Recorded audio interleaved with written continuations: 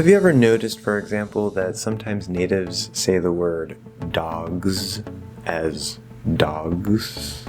It's supposed to be a Z. So what's going on here? This is something called end-of-word devoicing, and that's what we're going to talk about today. But interestingly, it's not just at the end of words.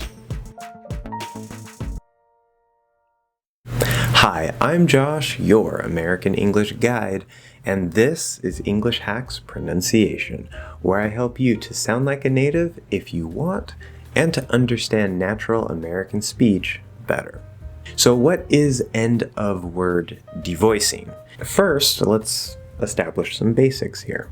We have voiced sounds and voiceless sounds, and you probably know that. If you don't, that's okay. Now, a voiceless sound is just breath. So there are a certain number of consonants that just use the breath. So for example, the S sound. S. Now the Z sound, which is the same as the S, but voiced, right? The Z is a voiced sound, so you vibrate your vocal cords. Zzz. Okay, everything else about those two sounds is the same, it's just one uses breath, one uses voice or your vocal cords. So now that we know that, what is this devoicing? Well, it's when you take a voiced consonant sound, such as Z, and you remove, that's the D part, D voice, you remove the voice, but not completely. Okay, this is very, very important. So again, if we use the word DAWGS, if you just use a pure S sound with no Z at all, it would sound like this. DAWGS, DAWGS, DAWGS. And that doesn't quite sound right. It's a little bit weird. What if we keep just a little bit of that Z, right? Just a little bit, and then move into the S. DAWGS, DAWGS, DAWGS. Okay, now fully enunciated, if we say it nice and clearly and perfectly, it's supposed to be a Z. DAWGS. Do you like dogs? DAWGS. But we get a little lazy with things, and this partial devoicing, right? It's not a complete devoicing for the whole sound, it's just a partial devoicing, can happen, and it's very common. And that's how you want to think about it. Think of it as a partial devoicing where you start in the voiced version and then you just switch. You stop vibrating your vocal cords and switch into that voiceless version of the same sound. Now we're going to look at quite a few examples today and compare the pure voiceless version to this partial devoicing version, but this also raises some questions. Now most teachers will talk about this as end of word devoicing, which means it happens at the end of words. Okay. So the first question is, does that affect linking? And the answer is yes, it can. Okay, remember, American English pronunciation is a range. Okay, there's usually more than one thing that can happen. There's like the pure, super clear version, and then there's like the normal version. And you can always hit that sort of pure version. It might come out that way. For example, if I say, is it? Is is supposed to be a Z sound. Many English learners don't know that. It is supposed to be a Z sound, even though it's spelled with an S. Is.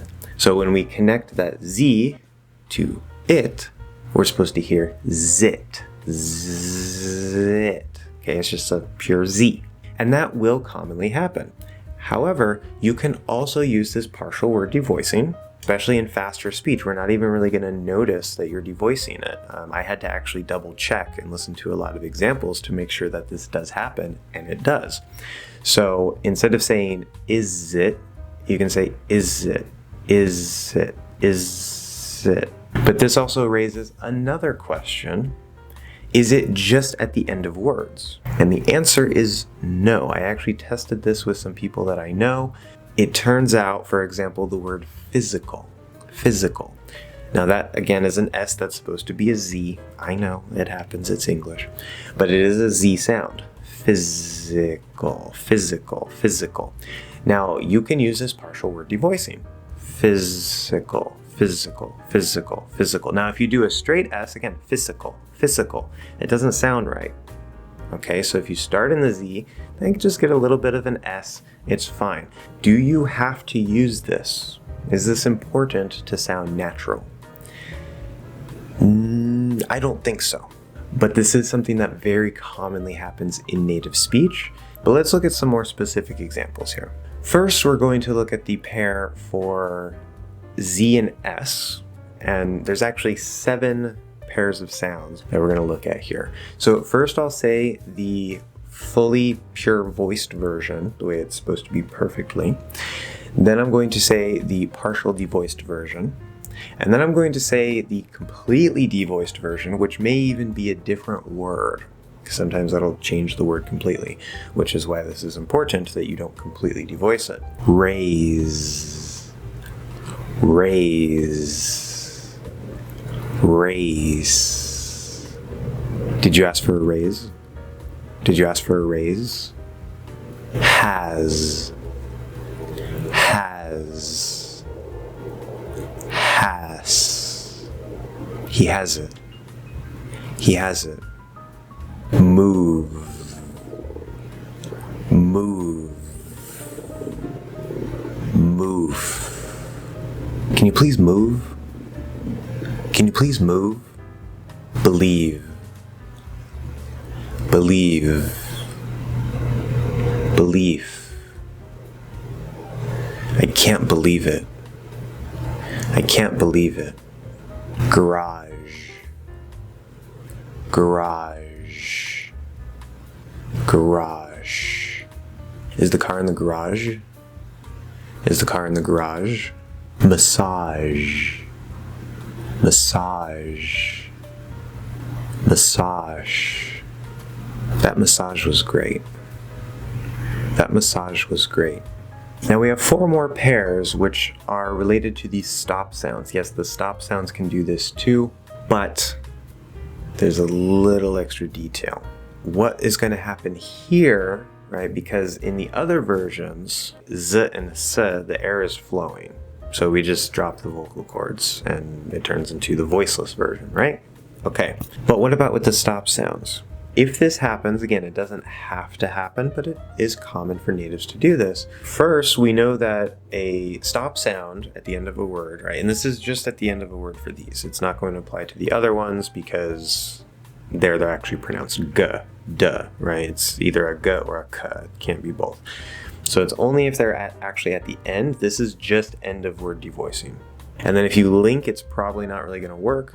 This is really just like if it's maybe the last word or there's like a pause, this can happen. So if you notice it, it's fine, but you don't have to actually do this yourself. We know that number 1, at the end of a word, if you have the stop sound and it doesn't connect or anything, it will commonly stop, a held stop, glottal stop, whatever. So like big, big, all right, we can hold that. Or potentially it could be released as a light or a weak version, big, big. It's okay, right? It happens. It's a little more enunciated. But you can also do where you go into, say, the g here, big, but then when you release a little bit, you stop that voice and it comes out as just a tiny little weak K. This can happen. Big, big, big. That's really big. That's really big. HAWG, HAWG, HAWG. Did you see that HAWG? Did you see that HAWG? Side, side, sight. That's my side. That's my side. Had, had, hat. Is that what he had? Is that what he had? Sub, sub, sub. Make sure to sub. Make sure to sub. Mob, mob, mop. That's a crazy mob. That's a crazy mob. Judge, judge, judge. You be the judge. You be the judge. Edge. Edge. Edge. Put it on the edge. Put it on the edge. If you have any questions or comments, as usual, let me know down below. Thank you guys very much for watching another English Hacks lesson, and I'll see you in the next one.